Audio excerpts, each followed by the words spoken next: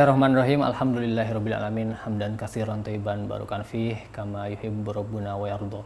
Allahumma sholli ala sayyidina Muhammad wa ala ali sayyidina Muhammad. Assalamualaikum warahmatullahi wabarakatuh. Ikhwan akhwati yang dirahmati Allah, masih dipancarkan dari Jalan Masjid Silaturahim nomor 36 Kalimanggis Cibubur Bekasi, Radio Silaturahim untuk Islam yang satu.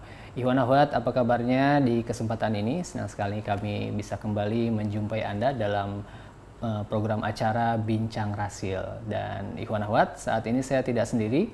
Saya Rizal Haq, ditemani kameramen ada Mas Fajar dan juga audiomen ada Mas Sandi.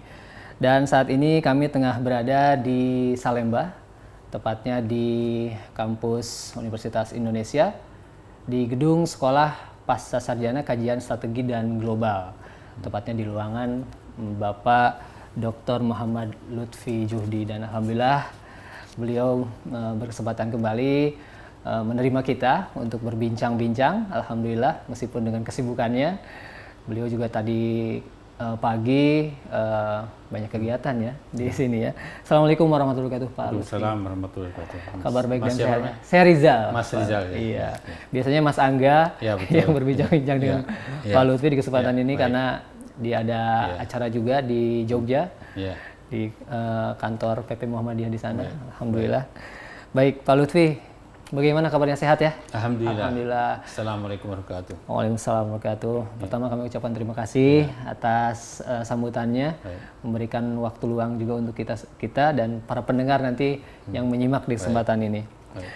Iwan Ahwat, di kesempatan ini kita akan bincang-bincang bagaimana, mungkin seperti biasa kalau kita berbincang-bincang dengan Pak Lutfi Juhdi, yang Iwan Ahwat sudah sering mendengar ya rekamannya di Rasil ataupun melihat di YouTube ya, sudah banyak viewernya, bagaimana beliau menjelaskan kondisi Timur Tengah, kondisi dunia seperti apa saat ini.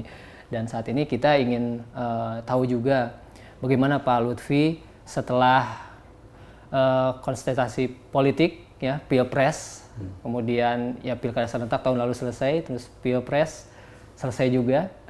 Nah, bagaimana Pak Lutfi melihat kondisi bangsa sekarang ini, Pak Lutfi? Ya, tentu kita bersyukur ya kehadirat Allah Subhanahu wa taala. Kita sebagai bangsa sebuah negara dengan jumlah muslim yang terbesar di dunia. Saya kira kita perlu bersyukur karena kita telah menyelesaikan acara Pilpres dan Pileg ya, itu yang mungkin bisa dikatakan terbesar di dunia ya. Memang tentu sebagaimana yang para pemirsa ketahui, ada kejadian-kejadian yang kita tidak inginkan bersama, yaitu sebuah demonstrasi tetapi kemudian berakhir dengan kekerasan. Tetapi itu juga sudah bisa diatasi, meskipun penyelidikan tentang 8 orang yang meninggal dan kasus-kasus yang lain kelihatannya belum tuntas ya. Kita harapkan nanti sudah tuntas dan bisa disampaikan kepada masyarakat dengan dengan bukti-bukti yang ada, sehingga semua orang merasakan bahwa di Indonesia ini ada penegakan keadilan. Saya kira itu mungkin secara umum, dan tentu kita sudah memilih ya, sudah ada keputusan pemenang dan siapa yang dinyatakan sebagai presiden meskipun belum dilantik. Semua masyarakat sudah waktunya untuk bergotong royong, untuk bersatu, untuk membangun negeri ini, dan itu sudah dicontohkan ya oleh kedua pihak, yaitu pihak Pak Jokowi dengan Kiai Ma'ruf sendiri yang dinyatakan sebagai pemenang untuk membuka selebar-lebarnya bahwa dia berdua adalah presiden untuk seluruh masyarakat Indonesia. Begitu juga Pak Prabowo sudah menyatakan ucapan selamat ya, dan mendukung pemerintahan yang terpilih secara sah. Nah, adapun hal-hal yang terkait dengan katakanlah hal-hal yang masih perlu atau gugatan-gugatan, itu bisa saja berlangsung di lembaga-lembaga terkait ya di pengadilan atau di lain sebagainya atau di MK ya. Saya kira itu yang harus kita dorong ya, jangan sampai apa yang didengar atau kita mendengarkan pihak-pihak yang terus ya membuat suasana panas dan sebagainya. Karena ini adalah sebuah proses demokrasi. Proses demokrasi itu adalah sebuah proses yang melibatkan banyak orang. Tentu di sana tidak ada rasa puas yang tanpa cacat ya, gitu. Dan ini sudah ditunjukkan oleh para tokoh ya, negarawan. Saya anggap di sini negarawan, baik Kiai Ma'ruf, Pak Presiden Jokowi Widodo, Pak Kiai Ma'ruf, kemudian juga di pihak lain juga Pak Prabowo, kemudian Pak Sandiaga Uno, itu mereka adalah orang-orang yang negarawan, dan kita berharap ya dengan tokoh-tokoh itu mendukung Indonesia menjadi negara yang maju dan bisa berkiprah lebih baik ke depan. Ya. Baik. Nah, kalau lebih sebagai masyarakat nih, warga, lebih spesifiknya mungkin bagaimana cara merawat keamanan, kedamaian yang saat ini alhamdulillah ya, mungkin kalau kita melihat lebih jauh di Timur Tengah kan sedikit-sedikit konflik, sedikit-sedikit rusuh. Alhamdulillah kita masih damai gitu. Jadi dengan berbagai keragamannya gitu. Baik. Sebuah persaingan, apalagi di sebuah negara demokrasi, itu adalah sebuah keniscayaan, sesuatu yang tidak bisa dihindarkan. Tetapi sebuah demokrasi itu punya wadah. Nah, itu pun wadah itu tidak mudah atau begitu saja bisa masyarakat itu secara matang bisa menjalankan demokrasi. Di pihak lain perlu adanya sebuah kekuatan sipil yang menjadi semacam pengayom ya, pengayom berjalannya sebuah demokrasi jangka panjang. Dalam arti begini, kontestasi partai itu bisa saja face to face sampai kepada titik yang sangat keras bahkan panas, sebagaimana terjadi beberapa waktu yang lalu di Indonesia. Tetapi Indonesia ini perlu bersyukur ada kekuatan civil society antara lain ya, tidak membatasi, tapi yang kita ambil adalah yang besar, yaitu kekuatan organisasi Islam Muhammadiyah dan NU. NU dan Muhammadiyah saya kira sudah memerankan sebuah peran yang begitu penting ya untuk membuat keseimbangan kontestasi politik di Indonesia.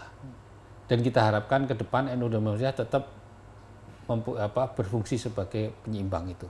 Jangan terlalu jauh masuk ke dalam politik.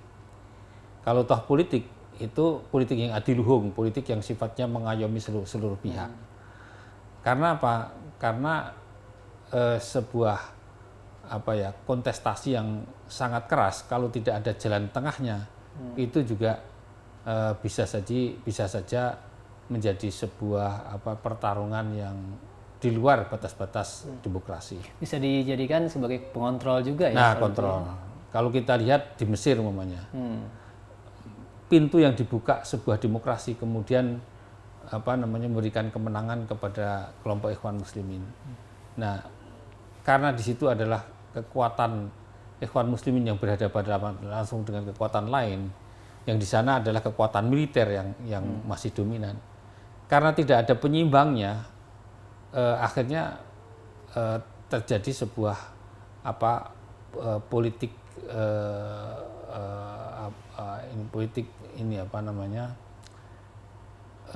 ya sifatnya otoriter.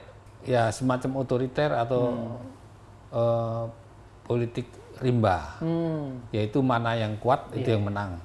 Ya, padahal kan di dalam demokrasi tidak begitu. Yang kuat adalah juga menjadi pelindung yang kalah, ya. Karena tetap akan dibatasi oleh norma-norma peraturan.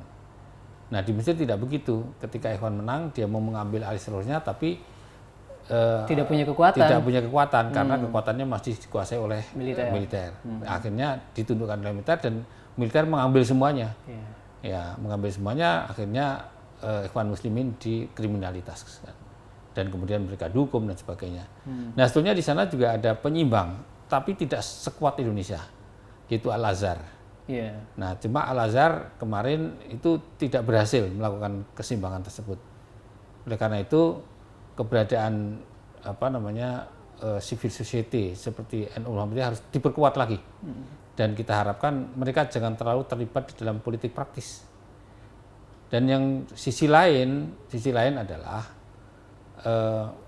dengan beragamnya masyarakat yang ada, baik dari segi etnis, dari segi keragaman budaya, dari segi keragaman agama, itu perlu adanya sebuah wadah bersama. Nah, kalau tidak nanti saling meniadakan satu sama lain, karena tentu masing-masing kelompok merasa benar dengan ideologinya. Nah, di Indonesia ini ada yang menyatukan mereka, yaitu Pancasila.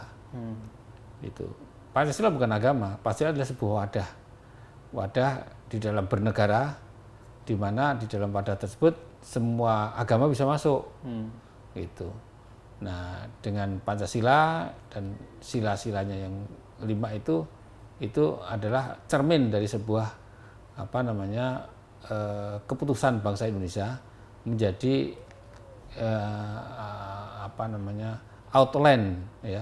outline tujuan dari masyarakat luas. Jadi dari situ itu Indonesia bersyukur karena para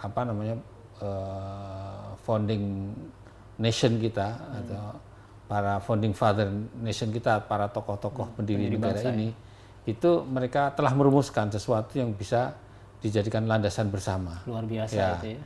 Jadi memang kita tidak perlu menganggap Pancasila suci.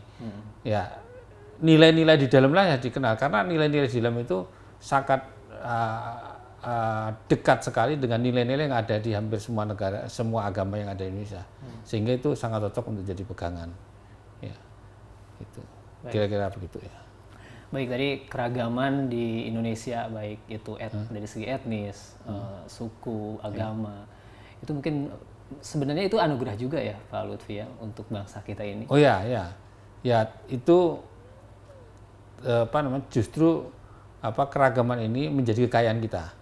Ya, jangan dipandang itu sebagai sebuah kelemahan, justru itu menjadi kekayaan. Kekayaan ini harus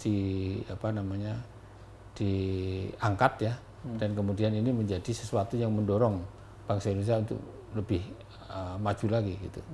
Ya, tapi memang perlu alat-alat penyetu, dan kita sudah sebutkan jadi alat-alat pemersatu bangsa kita.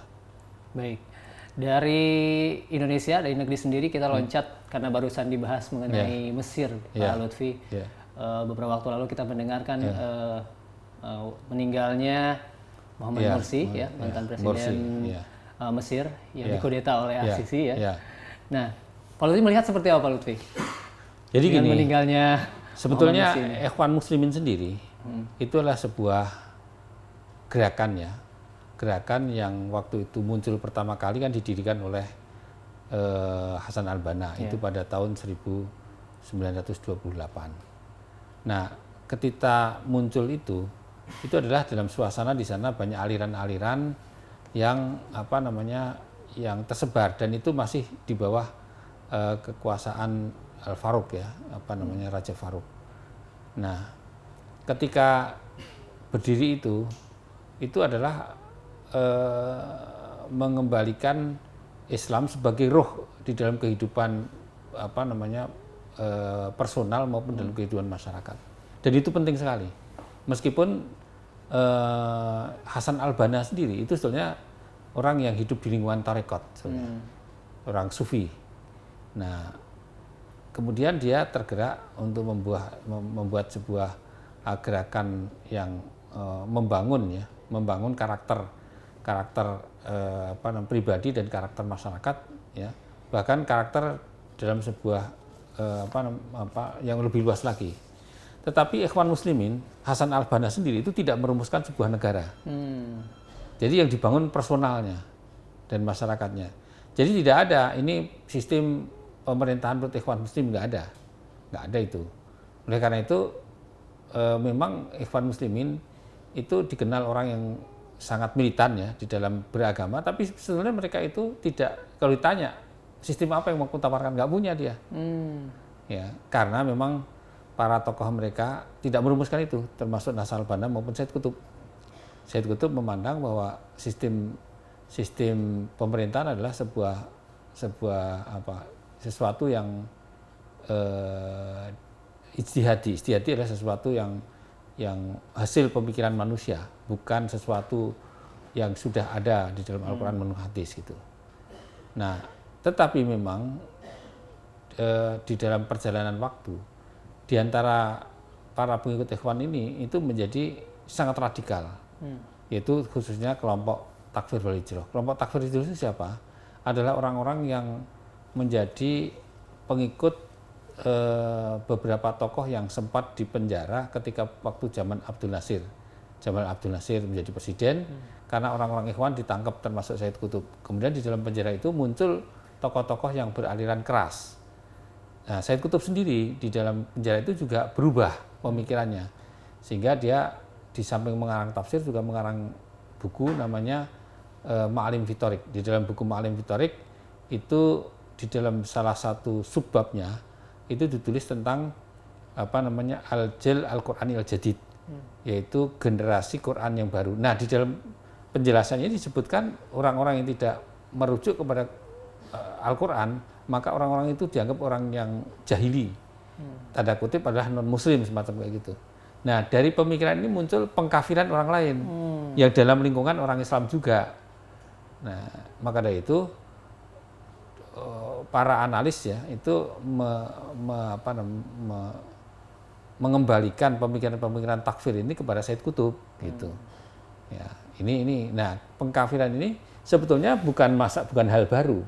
Karena itu kalau ditarik ke belakang lagi pada zaman awal itu sudah muncul, yaitu pada Khawarij.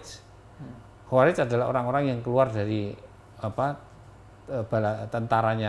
tentaranya Ali bin Abi Thalib yang berperang dengan Muawiyah. Nah, mereka keluar dari barisannya Ali karena menganggap bahwa perdamaian yang dilakukan oleh Ali dengan Muawiyah bukan perdamaian yang menurut tatanan hukum Islam, sehingga mereka keluar disebut dengan kharaja, artinya kharij orang yang keluar. Nah, orang-orang ini mengkafirkan orang-orang yang terlibat dalam perundingan, termasuk Ali bin Abi Thalib, artinya mengkafirkan orang Islam sendiri gitu. Sehingga ini juga muncul pada zaman sekarang ini, orang-orang yang mengkafirkan orang lain. Nah, ini adalah orang-orang yang radikal lah, orang-orang itu. Nah, kembali kepada Said Mursi tadi, ketika dia menang melalui proses demokrasi waktu itu ya, menang pemilihan dia. Presiden secara langsung pertama kali. Nah, iya, pertama kali dia menang. Tetapi ketika menang tersebut itu dia mencoba atau mengarahkan pemerintahnya untuk mengambil seluruh kekuasaan yang ada, sehingga tidak memberikan kesempatan kepada pihak lain untuk sharing, kelihatannya begitu. Nah, sehingga di situ terjadi benturan-benturan di dalam perebutan kekuasaan tersebut. Yang masih berkuasa yang mempunyai kekuatan senjata adalah militer. Oleh karena itu ya kemudian militer mengambil alih dan dalam bentuk kudeta itu, kemudian mereka dipenjarakan sebagainya. Nah, melihat proses yang terjadi di Mesir itu beda dengan yang dari Tunis. Ya, kalau Tunis itu Rashid Ghannouchi itu adalah orang yang Ikhwan juga. Ikhwan, tetapi ketika dia menang itu sampai sekarang terjadi sebuah sharing kekuasaan dengan kelompok lain di situ, sehingga sekarang demokrasi di Tunis ya bisa dianggap lebih berjalan daripada Mesir. Kenapa begitu? Kalau saya lihat itu adalah bukan kepemikiran Ikhwannya, tetapi proses di dalam kehidupan si tokohnya ini berbeda. Kalau Rashid Ghannouchi itu hidup lama di Inggris, sebuah negara yang tingkat demokrasinya saya kira sudah matang, sehingga dengan demokrasi matang itu Islam di Inggris pun bertumbuh. Di sana bahkan sekarang itu ada 7 wali kota ya dari kalangan umat Islam, ya. Terutama yang London ya. Di London itu. Bahkan kemarin duta besar Inggris di Indonesia pun orang Muslim kan, Muazzam Malik gitu kan, yang sekarang waktunya sudah habis, itu sudah pulang. Nah, kemudian kalau kita lihat siapa namanya Mursi ya, yang itu kemudian barusan meninggal, yang dia dikudeta oleh Sisi itu, Asisi, itu dia lama di Saudi. Ya dia seorang dokter lama di Damam kalau nggak salah. Nah, suasana Saudi sendiri itu tidak memberikan dia sebuah inspirasi bagaimana sebuah negara demokrasi itu berjalan. Karena di situ suasana kerajaan gitu. Nah, mimpinya mungkin Mursi ini juga mimpi kerajaan. Jadi ketika jadi presiden semua mau di sistem kerajaan begitu. Nah, ini kemudian apa yang terjadi di Mesir tidak terjadi di Tunis. Mungkin kira-kira begitulah ya. Iya.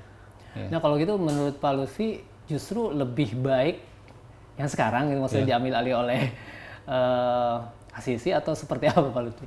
Wah, saya kira kalau lebih baik itu tentu ketika demokrasi itu berjalan dengan baik, terus kemudian hukum bisa ditegakkan, kemudian ya sharing politik itu juga berjalan, tentu di situ jauh lebih bagus. Ya karena kalau kekuasaan dipaksakan tentu di sana ada ketidakjalanan demokrasi tentu akan merugikan masyarakat juga. Ya. Baik Pak Lutfi, terima kasih untuk penjelasan mengenai meninggalnya Muhammad Mursi. Tapi kan ini juga sebenarnya masih terdengar istilahnya kematiannya cukup ya menggemparkan dunia ya. Ada yang ya karena menggemparkan dunia karena meninggalnya pada posisi masih ditahan ya. Malah sidang katanya, sedang ya sidang. menjelang sidang. Iya. Baik. Nah Pak Lutfi, kita mungkin loncat kita. Ya. Akhir-akhir ini kita mendengar lagi saudara-saudara kita, nasib mereka yang di Uighur, Xinjiang. Oh ya. Di Uighur. Beberapa waktu yang lalu juga banyak dikabarkan melalui banyak media sosial juga bagaimana kekerasan terjadi di sana. Tapi yang mengagetkan hari ini atau kemarin ya dikabarkan malah beberapa negara, salah satunya negara Timur Tengah justru mendukung kebijakan tindakan negara Cina ini terhadap bangsa Uighur. Pak Lutfi melihat seperti apa? Ya, jadi gini, Uighur adalah sebuah wilayah ya atau komunitas masyarakat yang ada di wilayah Xinjiang ya. Itu wilayah perbatasan dengan Asia Tengah, Asia Selatan ya, daerah Xinjiang itu Kazakhstan dan sebagainya. Ya, Turkmenistan saya kira yang paling timur, Tajikistan. Nah, itu memang mereka ada sebuah etnis yang mayoritasnya adalah Muslim. Nah, Cina secara besar itu kan ada perbedaan etnis dengan mereka, dan kemudian perbedaan agama. Mayoritas penduduk Cina adalah agama Buddha. Memang yang memerintah adalah komunis, dan jumlah komunisme di sana sebenarnya menurut bacaan yang saya tahu itu tidak lebih dari 6% sebetulnya. Gitu. Nah, Uighur yang Muslim ini itu dianggap ancaman bagi Cina, ya bagi Cina. Nah, tetapi ya itu terjadi di negara manapun sih. Indonesia juga pernah memiliki sebuah wilayah yang akan memerdekakan diri, yaitu Aceh waktu itu. Tapi Indonesia kan bisa menyelesaikan dengan baik, gitu, menyelesaikan dengan baik dan kemudian perundingan. Bahkan kalau Indonesia dulu sudah sempat masuk ke wilayah internasional dan sebagainya. Apakah Xinjiang dengan Uighur ini juga ada indikasi melepaskan diri? Ya tentu mereka ada juga karena mereka sendiri, tapi belum sejauh Aceh dulu ya, karena mungkin dukungan internasional belum. Nah tentu Cina juga sangat hati-hati dengan Uighur, ya jumlahnya jutaan itu ya, dan itu Cina sendiri sangat takut terhadap kalau mereka kemudian mengganggu. Nah sehingga dilakukanlah tindakan-tindakan keamanan terhadap mereka. Nah Cina sendiri itu memberlakukan proses-proses agar orang-orang Uighur itu menjadi nasionalis Cina gitu, bukan nasionalis Uighur. Deradikalisasi mungkin ya. Semacam kayak gitu. Tetapi camp-camp yang dilakukan oleh Cina itu ditafsirkan sebagai camp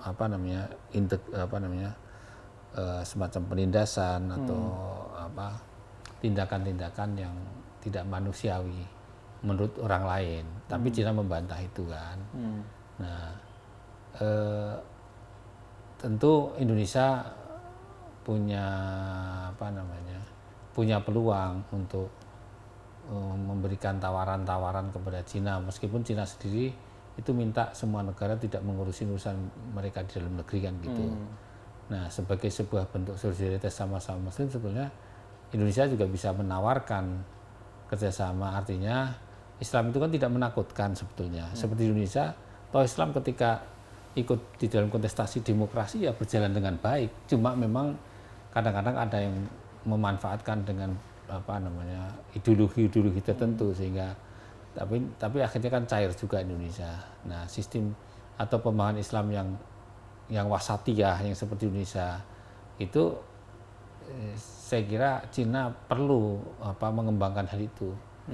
Dan kemarin pun ada bedah buku di kantor PBNU, nggak tahu hadir atau enggak. Itu berbicara tentang Cina juga. Itu banyak pemahaman Cina yang menurut para narasumber yang ada di situ itu banyak disalahpahami tentang Cina. Karena Cina sendiri, contohnya Pak? Ya Cina sendiri sebetulnya di dalam undang-undangnya sekarang sudah memberikan hak kehidupan beragama secara bebas sebetulnya di situ, mempunyai itu. Tidak boleh memaksa kepada orang lain semacam itu untuk beragama tertentu. Nah, walaupun prakteknya mungkin belum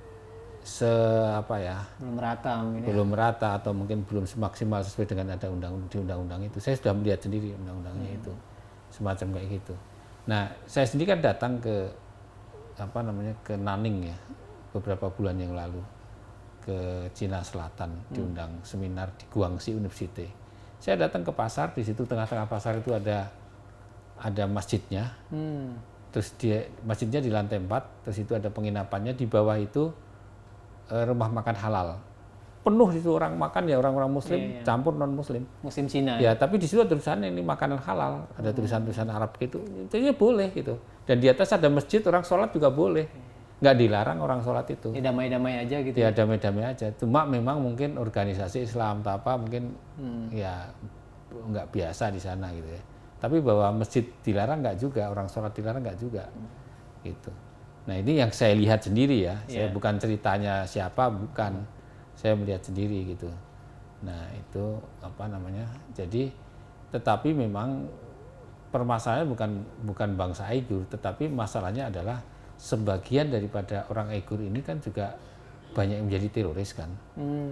Bahkan di Indonesia kan pernah ada yang ketangkep 4 orang kan, ada yang terbunuh 2 atau berapa, yang ketangkep 4 orang itu ikut kelompoknya Santoso di wilayah Poso, ikut jaringan teroris. Ya jadi teroris di sana kan, kemudian ketangkep, kemudian dipenjara. Nah, Uighur ini ribuan juga mereka ikut perang di Syria. Sekarang ini ada sekitar 6.000 ada di Afghanistan. Terus kemudian juga ada sekitar 6.000 ada di Turki, keluar dari Syria. Nah, orang-orang ini adalah orang-orang ya sebagaimana Indonesia juga terlibat di perang Syria juga banyak, bahkan sekarang masih ada sekitar 600 mau pulang ke Indonesia kan. Dulu Afghanistan juga banyak. Ya gitu. Nah, ini jadi mungkin harus dipilah mana yang ini. Dan makin banyak orang Indonesia yang bisa berkunjung ke Xinjiang ya, ke tempatnya bangsa Uighur tadi. Saya kira jauh lebih bagus untuk melihat langsung. Dan tentu ketika di situ banyak turisme yang datang ke situ juga, Cina juga tidak bisa berbuat terlalu sewenang-wenang umpamanya. Lebih berhati-hati. Ya, berhati-hati. Ya, sebetulnya yang seperti saya katakan tadi, sebetulnya di dalam undang-undang Cina sendiri sudah adanya perlindungan beragama di sana. Gitu. Ya. Baik, nih berbicara tentang Cina tidak lepas dari perang dagang Cina dan Amerika nih. Selalu hampir jadi bahasan, topik yang hangat, topik yang panas Pak Lutfi. Nah, akhir-akhir ini juga ada berita katanya sih mau ada gencatan senjata mengenai perang dagang Amerika dan Cina. Nah, informasi yang didapatkan waktu itu seperti apa Pak mengenai perang dagang Cina dan Ya, saya tentu tidak terlalu relevan untuk Iya. bicara itu ya, tapi saya baca sana kemari itu memang Amerika ini kan sebuah raksasa yang akan jatuh ya, atau minimal raksasa yang sedang mandek di tingkat puncaknya gitu. Nah, sedangkan Cina adalah the new rising ya, sebuah negara yang sedang mau mencapai puncaknya. legit ya. Ya. Nah, tentu di situ ada persaingan ketat antara keduanya. Tentu itu tidak Indonesia ataupun bahkan negara lain pun itu tidak bisa tidak bisa mencegah kejadian itu, karena itu adalah di luar kontrol kita ya. Nah, tetapi yang penting adalah bagaimana kita bisa memanfaatkan situasi perseteruan antara dua negara raksasa tersebut. Judulnya dalam bidang ekonomi kan gitu. Kenapa? Karena kita sendiri ya sebuah negara yang sedang tumbuh juga. Artinya ya kita kalau kemudian menjadi korban itu malah kemudian kita akan memupus ya harapan kita menjadi negara besar. Ya. Oleh karena itu kita harus bekerja keras. Bagaimana kita bisa mengambil nilai positif dari perseteruan tersebut. Sayangnya ini kita sampai sekarang ini justru termasuk menjadi korban antara lain ekspor kita ke Amerika malah turun kan gitu, ekspor kita ke Eropa itu kalau mau dengan bahasa yang tepat mungkin diturunkan oleh Eropa sendiri dengan alasan bahwa kan kita juga banyak mengekspor minyak sawit ya. Nah, dianggap produksi minyak sawit kita itu kurang melindungi hayati ya, sehingga dianggap bermasalah lingkungan. Nah, itu belum tentu betul seperti itu. Tetapi kenyataannya adalah Eropa mengurangi impor kita. Nah, sebetulnya Eropa meningkatkan impor mereka dari minyak Amerika, yaitu minyak bunga matahari dan sebagainya gitu ya. Nah, artinya apa? Artinya Indonesia ini kan memang negara sedang tumbuh dan negara besar, tetapi mitra strategisnya itu memang tidak kuat gitu. Tidak kuat. Itu memang bukan salah Indonesia ya. Indonesia kan sebuah negara yang merdeka dari siapapun gitu. Nah, kita memang merdeka dari Belanda ya, tetapi kita juga bukan adiknya Inggris. Beberapa negara itu adalah mempunyai persemakmuran seperti negara persemakmuran kan, itu ada Inggris, ada Singapura, ada Australia dan sebagainya. Tetapi kita tidak punya itu. Nah, itu di satu sisi adalah kekuatan nasionalisme yang luar biasa, tetapi di sisi lain kedaulatan penuh kedaulatan penuh, tetapi dalam bergening dalam banyak hal, termasuk dalam bidang ekonomi juga tidak mudah. Agak sulit. Itu jadi nah, opsinya adalah ya kita memperbaiki sumber daya manusia kita, memperbaiki produk-produk kita ya, dan memanfaatkan produk kita untuk kepentingan konsumsi dalam negeri juga bisa ya, karena kita kan sebuah bangsa dengan jumlah penduduk yang begitu besar sehingga menjadi negara konsumen yang besar. Nah, kalau kita bisa memanfaatkan itu aja juga tidak kalah pentingnya. Betul. Karena kita juga mengimpor dari luar negeri luar biasa baik makanan, kemudian produk-produk yang lain. Nah, kita harus mencoba keras. Dan juga yang ketiga adalah kita mencoba untuk seharusnya mengekspor barang-barang kita ke wilayah-wilayah yang baru, yaitu ke Afrika. Ya. Meskipun juga Afrika tidak mudah karena di situ juga barang-barang impor dari Cina juga sudah banyak, ya? Banyak sekali. Betul. Nah, kalau barang kita tidak bisa bersaing di dunia internasional, lepas dari permasalahan politik tadi, itu ya susah juga gitu. Kalau masalah kasus politik memang ya permasalahan tidak bisa, tapi katakanlah kita harus bisa memproduksi produksi atau barang-barang yang bersaing pada tingkat internasional gitu. Ya kita udah coba sih ke Afrika, udah coba, tentu masih perlu langkah-langkah yang lain. Sudah banyak barang kita yang ke sana. Ya di Indomie kita sudah menguasai Timur Tengah itu. Saudi menguasai, di Turki menguasai, di Mesir menguasai. Tapi itu masih Indomie gitu, mungkin barang yang lain gitu. Bahan juga ya. Bahan itu termasuk laku keras di wilayah Timur Tengah. Ya. Baik Pak Lutfi, Ikhwan Akhwat yang dirahmati Allah, kita masih berbincang dengan Bapak Dr. Muhammad Lutfi. Beliau merupakan Direktur Sekolah Kajian Strategik dan Global Universitas Indonesia. Ikhwan Akhwat, kita jeda terlebih dahulu. Jangan kemana-mana, kami akan kembali setelah jeda berikut ini.